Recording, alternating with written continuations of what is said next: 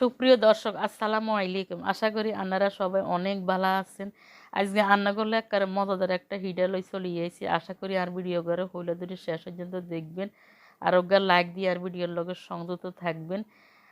I paper পিঠা বানাইবার লাই নৌকা গাবলা লইছি। গাবলার মধ্যে আই 1 কাপ পরিমাণ আটা দিছি। আনারা আটার বদলে চালের গুঁড়া দিয়ে বানাইতেন হারেন।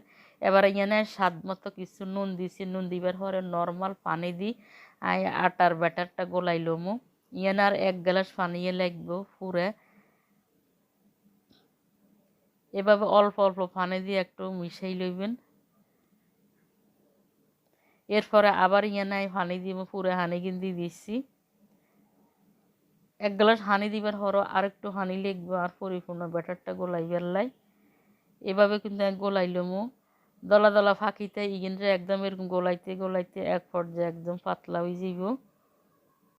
আমি ব্যাটারগুলার একদম আন্নের 5-7 মিনিট ফিডাইতে ফিডাইতে ফিডাইতে এরকম এরকম করি আন্নের এই দলাগুলা ভাঙতে হইব।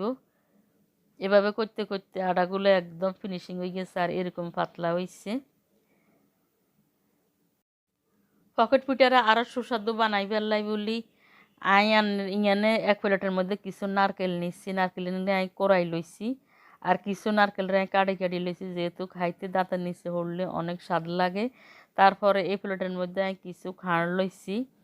খাঁড়ের একখানায় বডি দিয়ে কুচি কুচি করে কাটি লইছি।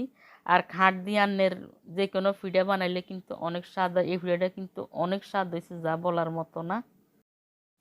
এবার আমি চুলের দুয়ারে চলে গিয়েছি। আপনারা সবাই আনলগে চলে গিয়েন। আমি ফ্রাই প্যান হোক চুলের উপরে বইয়েই হালকা একটু তেল দিয়ে একবারে মুছে দিছি। দিবার হরে দিই এরকম একটা ব্রাশ দিই একবারে আড়া গিনরে আমি ব্রাশের মধ্যে লাগাই লাগাই লাগাই একটা টান দিই চারদিকে করি লই। আনারা দেখি অবশ্য বুঝতেন হাচ্ছেন কীভাবে আমি দিতে আসছি, একদম কেসির মতো।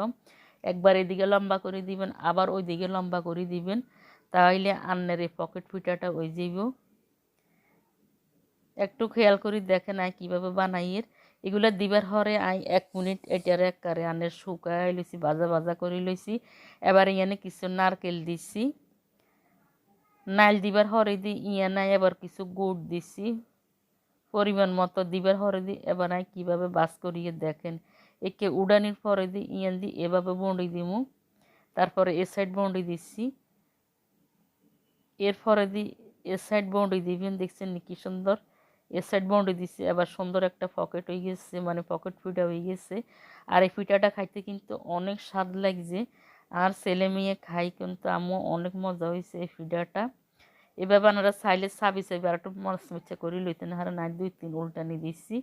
আর বালা করে নারকেল দিবার আগে হিডাটারে অয়েল লইলে তাহলে আন্নের আর বাজানো লাগবে নয়। এবার আন্নাগর সুবিধার্থে আরেকটা হিডারে আই এইভাবে দিয়ে একে লম্বা করে টান দিছি। এবার আবার এই দিকে দিয়ে ব্রাশ করে নিয়ে আন্নাগো ঘরে যদি এরকম ব্রাশ না থাকে তাহলে আন্নেরা জালি ব্যাগ দিয়ে এরকম করি ব্যাটারটা লাগাইতেন হারেন।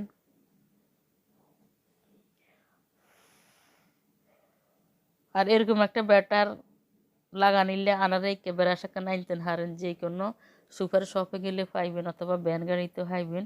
এই হিডারটা হয়ে গেছে। আবার আয় একটু নারকেল দিবার হরে একটু গুড় দিয়ে আবার এদিক বন্ডি দিচ্ছি। আবার এই দিকের ভাঙি দিয়ে একটু গরম তো ধরা যান না, এদিক ভাঙি দিচ্ছি, আবার এদিক ভাঙি দিচ্ছি। এবার এই দিকের বন্ডি দিচ্ছি। দেখছেন আরেকটা পিঠা হয়ে গেছে। যেহেতু ফুলটা একদম মাঝখানে পিঠাটা বন্ডি পকেট করিয়ে লাইছি। এবার অনেক কামড় দিবেন, খাইতে কিন্তু অনেক টেস্ট লাগবে নারকেল আর রান্নার গুড়ের সংমিশ্রণে। এইটাও তুলি লইয়ে দেখছেন কতটা লোভনীয় লাগে। আমি একেবারে বেশ অর্ধেক সাদা আটা দিয়ে পকেট পিঠা বানা লাইছি। এবার অল্প একটু আটা রাখছি। ইগেনের মধ্যে আমি কিছু হলুদের গুঁড়া দিছি কালার করার জন্য। আনারা চাইলে যে কোনো ফুড কালারও দিতেন হারেন। ফুড কালারের চেয়ে আসলে আমগো হলুদটাই হইল অরিজিনাল। এবারে কিন্তু সুন্দর করে ব্যাটারটা মিক্স করে লইছি। পুরাটা সুন্দর করে মিক্স লইতে হইব যেন দানা দানা না থাকে। দেখছেন এই ব্যাটারটা গোলা নিয়ে গেছে। এবার আবার আগের নিয়মে পিঠাটা বানাইলামো। আমি তো ফ্রাই প্যানে হালকা তেল দিয়ে মুছি লইছি। আবার হলুদ ব্যাটারটা এভাবে লম্বা লম্বা করে লাগাই লইয়ের, ব্রাশ করি লইয়ের, মানে একটা রাস্তার মতো বানাই লমো আমরা। তারপরে এইদিকেও আবার বানাই লইয়ের। আসলে আল্লাহ তাআলা আমাদেরকে খাবার দিচ্ছে, এই খাবারটা আমরা কত রকম করে যে খাইতে পারি, খাবারের মানে স্বাদের আমাদের কোনো অতুলনীয় না। আমরা যেভাবে তৈরি করে খাবো এইভাবে আমাদের খাবারটা কিন্তু আমরা সুস্বাদু হবে। কিন্তু আমরা রান্না করি, রান্না আসলে একটা শিল্প, রান্না একটা আর্ট। আমরা যেভাবে রান্না করি এভাবে সুস্বাদু লাগে। দেখতে পাচ্ছেন হলুদ পকেট পিঠাটা কি সুন্দর একদম আমি ভালো করে ভাজা করে লইছি যাতে বারবার ভাজা না লাগে। এবার উপরে দিয়ে আমি বেশি করে পুর দিয়ে আর আমি কিচ্ছি চিনির আর নারকেল, চিনি আর গুড় আমরা মিশাই লইছি যাতে দুইটারই টেস্ট লাগে। চিনি গুড় মিশে তারপরে হলুদ দুইটার মধ্যে দিছি, রান্না করে প্লেটটা দেয়াইছি। আসলে খেয়াল করলে দেখতে পারবেন। এবার আগের নিয়মে আবার আইগন্ডার বন্ডি লইছি, বন্ডি পকেট বানা লাইছি। আসলে এইটা পকেটের মতোই কত সুন্দর লোভনীয় লাগে। যদি বাসায় একবার এরকম তৈরি করি খান তাহলে বুঝতে পারবেন কতটা সুস্বাদু। এবং পরিবারের ছেলে মেয়েরা কিন্তু এটা অনেক পছন্দ করবে। আর যখন বিকেলবেলা কী খাবেন চিন্তা ভাবনা করেন তখন হঠাৎ করে এই নাস্তাটা বানাই নেবেন, পরিবারের সবাই কিন্তু খেয়ে মুগ্ধ হয়ে যাইব। এভাবে আমি সবগুলো পিঠে বানাইলাম। বন্ধুরা আমার ভিডিওটি ভালো লাগে থাকলে ওকে সাবস্ক্রাইব করে পাশে থাকা অল বাটন প্রেস করে রাখবেন। আমি যখন এরকম নিত্য নতুন ভিডিও ছাড়ব নোটিফিকেশনে পেয়ে যাবেন।